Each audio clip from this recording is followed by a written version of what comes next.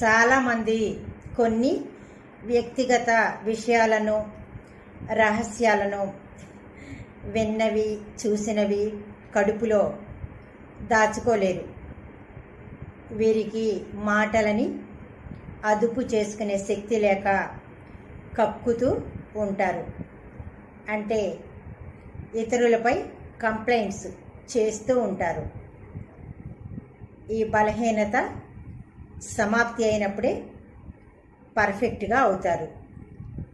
ముఖ్యంగా సెల్ఫ్ రెస్పెక్ట్ని కలిగి ఉండాలి. మనం ఆత్మాభిమానిగా అయినప్పుడు ఇతరులని తోలనాడలేము. సో 100% అందరూ బాగుండాలి. Thank you.